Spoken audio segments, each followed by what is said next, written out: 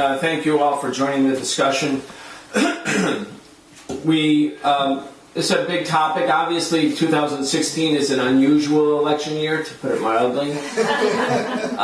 If one were to have asked any of us a year ago, could the things that are happening now be happening, we probably would have said very, very unlikely or maybe even impossible. The question for us tonight is does Trump's campaign represent the danger of fascism in the United States? And as Elizabeth said, that's not just us asking that question, that's a topic that's even inside the establishment media. And the other question is, does the campaign of Bernie Sanders represent the prospect for a revival of socialism, which at one time in the United States, even though no one now knows it, the socialist movement was a mass movement. It had hundreds and hundreds of newspapers and magazines, many mayors and cities in the United States were socialist. The Communist Party in the 1930s was a party of maybe 100,000 members. It was still a party of 100,000 members in 1945 at the end of World War II. But then anti-communism became the unofficial religion of the United States. Socialists and communists were hunted down. They were barred from work. They were driven out of the country. Many were driven into prison simply for being socialist, simply for being Marxist. In other words, it really became an article of faith, like a religion, that you had to swear to prove that you were not a socialist. And so socialism got wiped out of the contemporary political discourse in America, even though socialism had deep roots in the United States. In fact, socialism was treated as an alien ideology from an enemy state, and a state that had thermonuclear weapons pointed at the United States, just as the United States had such weapons pointed at it. In other words, it became an ideology of subversion and was treated as such. Now, with Bernie Sanders' campaign, a democratic socialist who had no money, had no support, was opposed by the political establishment, obviously tens of thousands of people coming to his rallies, millions of people making small donations, and he's a democratic socialist. That means something new is happening where you can, for the first time in almost 70 years, talk about socialism as if it's not a dirty word. So that's something important. Given class polarization, the extreme oppression, the extreme poverty, the declining wages, real wages that have affected American workers for the past 40 years, not the past 4 or past 7, but the past 40 years, the ideas of socialism, obviously people will start to check them out now that it's legitimate to talk about it. So we want to talk about the Sanders campaign too. But first, does Trump constitute a revival or the danger of fascism? There's two ways to look at this, and from our point of view, from the point of view of the PSL, from the point of view of the Party for Socialism and Liberation, we want to make a clear differentiation between the two dominant features that are characteristic of the Donald Trump campaign. One is that there is clearly a rising tide of fascism within the Trump movement. There has been a surge of white supremacist organizations, KKK, Nazis, they might call themselves something else, but that's who it is. And what does Trump mean really when he says, let's make America great again? What he means really is, let's make it so that white people have complete and utter dominance in society, like that used to be. That's the message. If you're unhappy, if you're not doing well on your job, if you're disgruntled with politicians, if you hate Washington, if for any reason you are unhappy, it's because white people are no longer running the show completely the way white people used to. That's the message. I mean, he doesn't have it up on a great big banner, make America white again. But that's what he means, and all of the supporters know what it means. And that's why the KKK and the Nazis and the white supremacist groups who call him their glorious leader are so enthusiastic, so motivated, so organizing, so mobilizing. According to some studies, there's been a 20% increase in the number of white supremacist organizations, many of them armed organizations, that have increased in size and recruitment just in the last few months.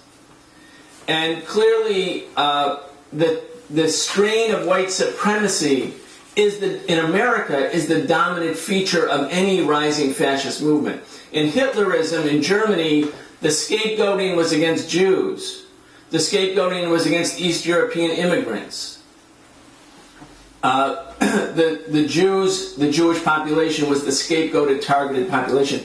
In the United States, because white supremacy is such a dominant part of the fabric of the country from its inception, and for the 200 years before it became a formal country, since 1619, and during the 17th century, during the 1600s, when the concept of whiteness was created. You know, there wasn't whiteness before there was U.S. capitalism. The Italians didn't think of themselves as white, or the British as white, or all of them. Even in the 1890s, people in the United States said there were 25 races. The Italians were a race, the Poles were a race, the Irish were a race.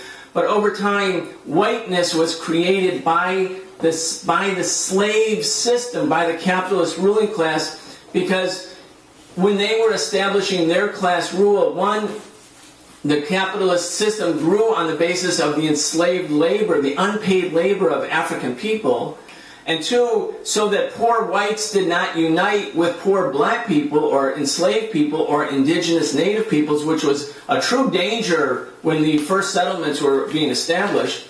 They had to create a hierarchy of oppression and privilege such that being white meant you weren't going to be enslaved. As a matter of fact, the enslavement of white people became not legal in the 17th century. And thus, white people were also then, as part of the quid pro quo, especially in the South, drafted to become part of what was called the militias, the patrols, the slave patrols, whereby white people would check the IDs of black people routinely, not because they were sheriffs or deputies, but because they were part of a militia structure, so that law enforcement and policing became completely, and from the beginning, associated with institutionalized racism.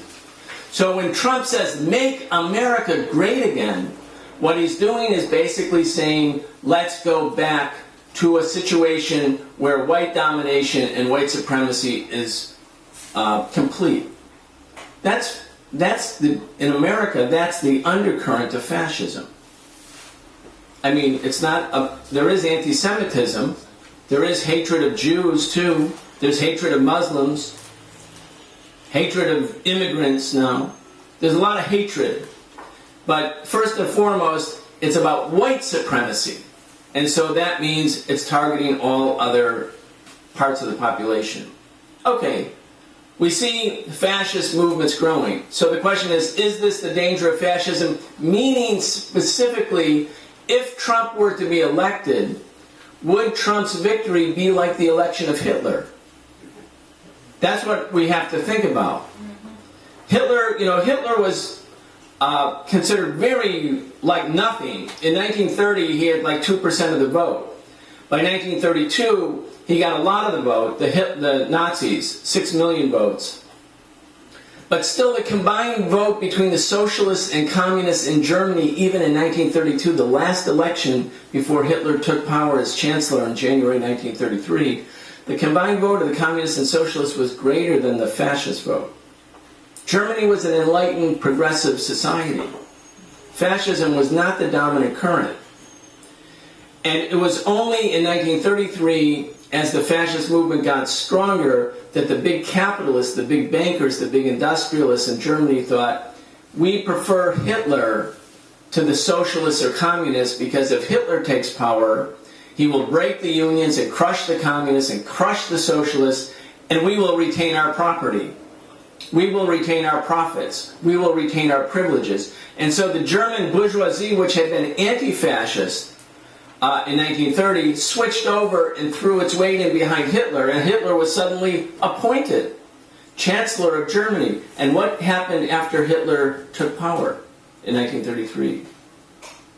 Within 3 or 4 months, the entire giant communist socialist movement in Germany was destroyed. People were executed. They were slaughtered. They were sent to concentration camps. It didn't even start with the Jews. It started with the left, the communists, the socialists, and the labor movement. It also targeted the gay and lesbian community in Germany, and there was a very vibrant gay rights movement in Germany, the first of its kind in Europe. Roma people, or known as gypsies, were also targeted. East European immigrants were targeted, but it started with the destruction of the left, and the left was destroyed. I mean, this was the German working class that had Karl Marx and Friedrich Engels, who were Germans, on their banners.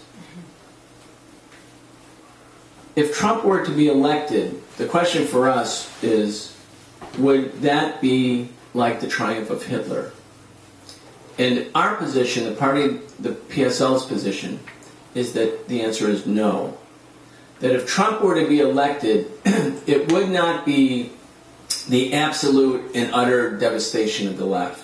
It would be dangerous because he says he's going to deport 12 million immigrants. So ICE, the federal government law enforcement that targets immigrants, will they start to just round up, hundreds of thousands more or millions more people? Maybe. Under President Obama, the number of arrests and deportations has been greater than any other president. But it could get much worse under Trump. Will Muslims be targeted by a Trump presidency? Yes, I'd say yes. I think if you're an immigrant, if you're undocumented, if you're a Muslim, you can't look at a Trump presidency in a cavalier way. You'd have to say that this poses a great danger. But we do not think it would mean that the struggle and the left would be extinguished as happened under Hitler. In fact, if Trump is elected, we believe there will be a massive movement in the streets of hundreds of thousands or millions of people who say no to racism, no to the bashing of Muslims, no to immigrants, no to the attacks, the misogynist attacks against women, all of the attacks against the LGBTQ community. In other words, there could be a massive united front against fascism. It won't be extinguished.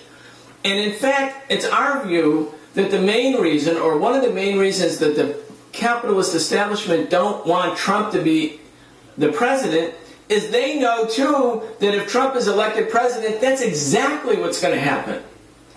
It's going to make the 1960s look like a Tea Party. The other half will fall soon. That's usually the trend of banners. It will be a point of extreme struggle. That's why they don't want him. There's another reason the ruling class is trying to do everything to stop Trump, and they are. They just spent like $20 million running ads to show that Trump is a con man, he's a fraud, he's a huckster, he's this, he's that. None of it worked. None of it worked because Trump's support doesn't come from the capitalist establishment.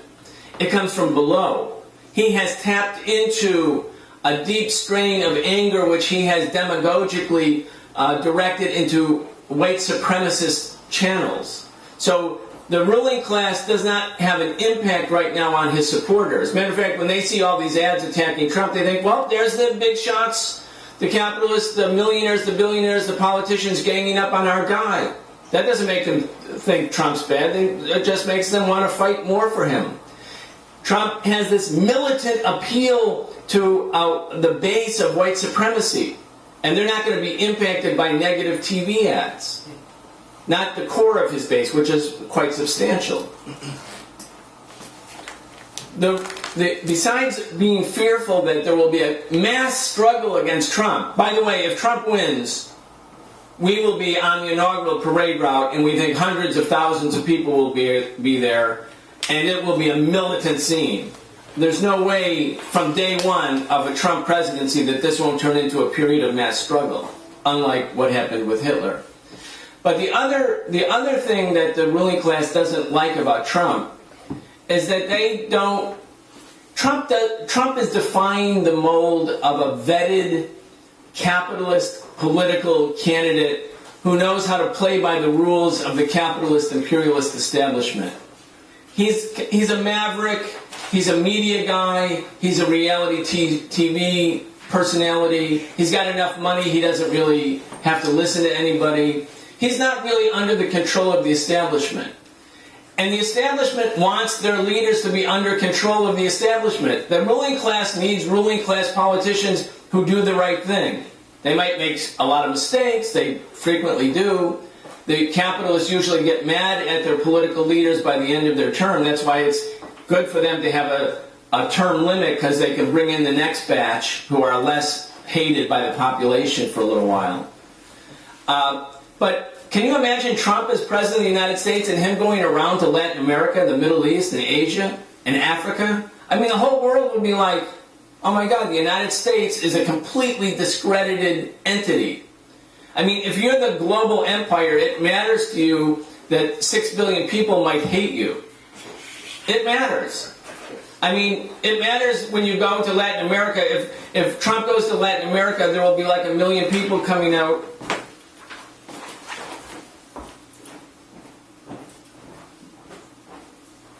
Okay, well this is a good interruption. Trump has canceled his Chicago rally tonight because the counter-protest was so big, and people are actually fighting. I mean, they're scuffling. Absolutely all that. It's the black stands up the street. They were beating and punching black attendees at Trump's rallies. They were doing nothing. They were peaceful, and they were just punching them in the face. I saw that. Roll their ass up. This proves that their ass can get rolled up too. Yeah, that's right. So that's right. Roll their ass right up. Yeah. So this is what will see the ruling class. Be ready for them. The ruling class knows this. They don't. The last thing they want is people to be struggling. The last thing they want is for people to be in the streets. And people, as I said, when he's representing them as a global empire, if he talks like he talks, it'll just completely alienate the rest of the world. So that's another issue. Now, why does the ruling class not want Bernie Sanders to win? I want to switch topics because I'm timing myself because I have a time limit. And I don't have that much more time. So I want to talk quickly about Bernie Sanders. Why does the ruling class not want Bernie Sanders? Is it because he's a communist? Is it because he's going to impose the dictatorship of the proletariat, expropriate the expropriators? Is he going to take Wall Street and take them all to prison as they should be taken to jail? Is he going to take their trillions of dollars and make sure that the masses of people have what we need? No, Bernie Sanders is not even a radical. Like during the Iraq War, we had demonstrations here of hundreds of thousands of people month after month after month, and we led those demonstrations. Some people from Congress came and spoke. Sanders wasn't one of them. He was not a radical. Sanders calls himself a democratic socialist because when he was a young man, he was a democratic socialist. He got elected as an independent from Vermont, which is an unusual state politically. But he's been really part of the club. He's been part of the establishment club. Why is the ruling class so up in arms about Bernie Sanders? As a matter of fact, I want to just mention this. Do people here know the newspaper? If you don't, it's okay. But it's called The Hill, and it's about Capitol Hill. And it sort of informs the media about things political. So there was a headline 2 days ago. I wanted to reproduce it and bring it here for people. The headline says, "Survey shows that Clinton will defeat Trump." And the first 3 paragraphs are about how Clinton has like a 12% lead over Trump in the national election. And the 4th paragraph says, and in the poll, it shows that Bernie Sanders would beat Trump by an even greater number. Okay, so why wouldn't the headline be, poll shows that Bernie Sanders will defeat will defeat Trump? Yeah. And then on the 4th paragraph, you can find out, oh, and by the way, Clinton would also defeat her. But the headline is like, Clinton will do it, even though Trump does it better. Sanders does it better. And all over the country, if you watch the news, if you watch the primaries, every time Sanders does well, the commentary is, well, the last gasp of Bernie Sanders. Like Michigan was like, the polls, I mean, the poll said he would lose by 20%. He won, and the commentary that night was, well, Sanders isn't finished yet. Well, the other way to say it is Sanders just won. Not just that he's not just finished yet. In other words, they have tried to create with Sanders and with Clinton the aura of inevitability. Sanders can't win.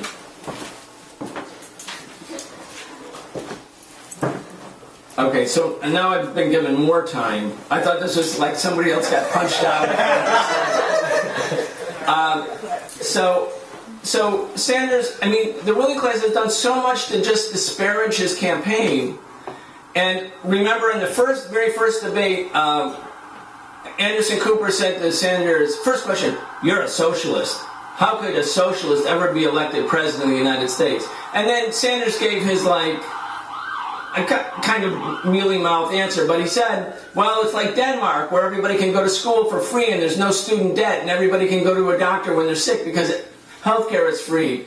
And, you know, it's not our version of what socialism is, even though it's much better than what we have here. Much, much better.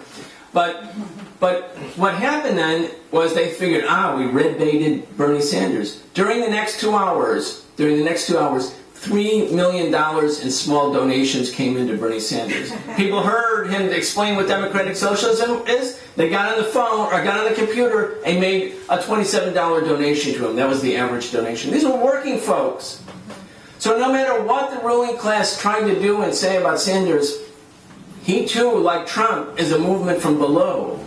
He's not completely under the dictate of the ruling class. Now, not only is Sanders not a radical, if he were to be president, his foreign policy is not really that much different from Hillary Clinton's. He won't support the Palestinians. He says, well, I use drones, but cautiously. That's what Obama said before all these drones started, like, in record-setting numbers, killing people. About Syria, he said, well, we should defeat ISIL, Islamic State first, but then go for Assad. I mean, these are basically ruling class liberal positions. So again, why is the ruling class going so far out on the limb to try to stop Sanders if he's basically just a liberal who calls himself a democratic socialist? The reason is for the same reason that they don't want Trump to win. That is, if Sanders is elected and he's told people, young people should not have to pay anything to go to college, and all of the debt, the $1 trillion in debt should be forgiven, and health care should be free. If Sanders is the president and people elected him because of that, people are going to say, I want free health care. I want free education. We want a $15 an hour minimum wage. He said we're going to get it. In other words, the election of Sanders would, because it would raise expectations that victories could be achieved, that reforms could be won, that too would be a stimulant to more grassroots struggle. So the ruling class opposes Trump, and they oppose Sanders for different reasons, but in a way the same reason, which is their success will mean that there will be a new era of more profound struggle. You know, the struggle, for those of us, those of you who are younger, and those of us who were young, there's an important thing to know about history that's been completely sort of covered up, which is 50 years ago, which is not that long ago, the struggle, like the struggle I'm talking about could come with Sanders or Trump, was so profound that it completely upset the capitalist establishment apple cart. Everything changed. It started in Montgomery, it started with Rosa Parks, it started with the mass movement for civil rights, the movement that swept the South, that then came into the North, that led so much to the disruption of the capitalist establishment, and then millions and millions and millions of young people who didn't want to go to Vietnam, didn't want to die in Vietnam, didn't want to kill Vietnamese people, wanted to go into the streets, did anything to stop that war, the war that seemed like a war without end because it just went on and on and on. That movement created instability within the capitalist system. And I want to just remind you, the capitalists are worried Trump or Sanders would be destabilizers of the political establishment. Look what happened in that 1960s. And I'm going to review it really quick. In 1962, there was the October missile crisis. Almost a war between the United States and the Soviet Union, whereby hundreds of millions of people would have died. Those of us who are old enough to remember that knew that we felt we were on the verge of thermonuclear war. That's not a joke. 1 year later, the president of the country was assassinated. Lyndon Johnson took office, and he immediately sent 500,000 troops to Vietnam. Because of that, Johnson couldn't run again in 1968. The country had developed into almost such vibrant polarization and mass struggle. So Johnson steps back. He says, I'm not going to run. That was like February or March 68. 1 month later, 6 weeks later, Martin Luther King is assassinated. And 120 cities in the United States burned down. There were rebellions everywhere. And 2 months later, Robert F. Kennedy wins the primary in California. He is going to be the nominee for the Democratic Party. He's going to win the election against Richard Nixon. He's going to end the war in Vietnam. He's assassinated that night. So now you have John F. Kennedy assassinated, Martin Luther King assassinated, Robert Kennedy, the next president, assassinated. The only reason Richard Nixon took office was because of the assassination of Robert F. Kennedy. He would have never won that election. And then what happened to Nixon? Nixon couldn't finish his second term because he and his vice president, Spiro Agnew, had to resign rather than be impeached. Resign rather than spend a lot of time in jail, in the case of Agnew. And then there was an appointed vice president, Gerald Ford. Not an elected vice president, appointed. And he was then, when Nixon stepped down, the appointed vice president became president. And he appointed Nelson Rockefeller to be vice president, and then he pardoned Nixon. That's from 1962 to 1975. Those 13 years were a period of immense capitalist destabilization. And during that time, the left became ascendant. That was when the left became strong. In order for the revolutionary left and the mass movement to really grow, it's not just because there's oppression, because there's always oppression. There have to be other factors at play that change the political dynamic, that create disequilibrium, instability within the capitalist establishment, whereby the old order looks in a state of paralysis. When you can't find the next president because they keep getting assassinated or resign rather than go to prison. All of that space opens up for alternative movements and alternative ideologies. The ruling class in the United States fears that what 2016 is inaugurating is the reemergence of deep, profound political instability. And if you look around the world, and this is very important because we cannot divorce what's going on here from the international arena. 20 years ago, when the Soviet Union collapsed, the United States said, see, socialism has been vanquished. It's the end of history, meaning we went through lower to higher stages. We went from slavery to feudalism to capitalism to socialism. That failed. Now we came to capitalism. Humanity has reached its final triumph. The rule of billionaires. Like history can stop. The end of history. That's what they said. But they became so drunk with arrogance, so thinking that they could now do anything. So what did they do? They invade Afghanistan, where 92% of the people had never heard of the World Trade Center. And they're, oh, we'll take down Afghanistan. Well, 14, 15 years later, they're still fighting in Afghanistan, and today the Taliban control more of Afghanistan than they did in 2001. They took out Saddam Hussein and the Iraqi government. What happened? Did we have a nice, passive, proxy puppet government in Baghdad? No. The country fragmented, 1 million people died, an ocean of human suffering and misery, but imperialism did not succeed. There's now in Baghdad a government that's working with Iran. And the oil contracts, by the way, are not going to ExxonMobil, they're going to China. In the case of Libya, the U.S. overthrew and destroyed Gaddafi, who was the main financier of the Organization of African Unity. And in North Africa, not only a pan-Arabist, but a pan-Africanist. They overthrew him, and as Hillary Clinton said when she laughed on that video the day he was lynched, a 70-year-old man lynched in the streets, the head of state lynched. She said, "Ha, we came, we saw he died," laughing. You know, that kind of cavalier imperial arrogance. Well, what's up with Libya now? Gaddafi was willing to do business with the United States. Today, increasingly, Islamic State and other terrorist militias control Libya. None of that worked out for the United States. All of these invasions, all of these occupations, that didn't mean the United States was the new global empire. It meant the contraction of the empire. The dislocation of American power. So what we're seeing today in the Trump campaign and in the Sanders campaign and in the instability and inability of the capitalist establishment to dominate all things is the chickens coming home to roost, so to speak, as Malcolm X said in 1963. It's no longer possible for them to keep control of the system.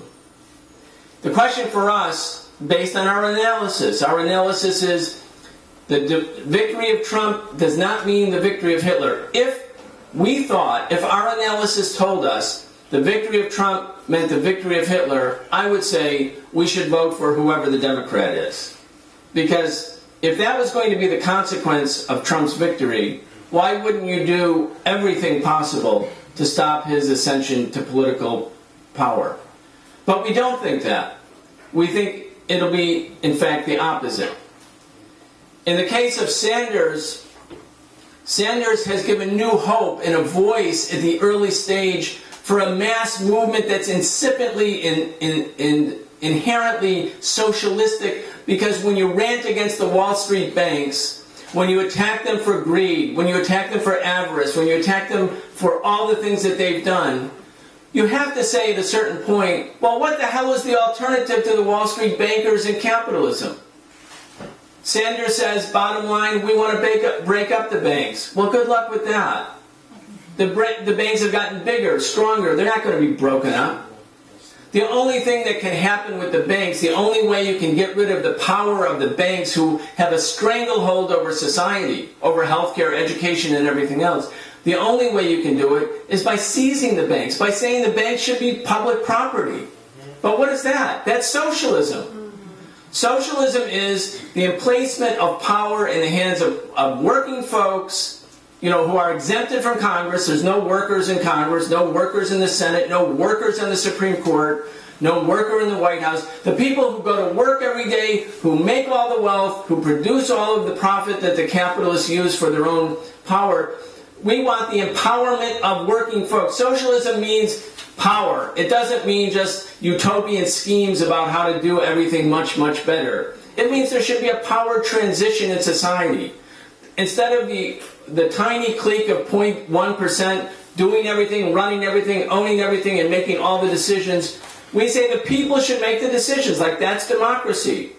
If a factory is going to be shut, who should be the deciders?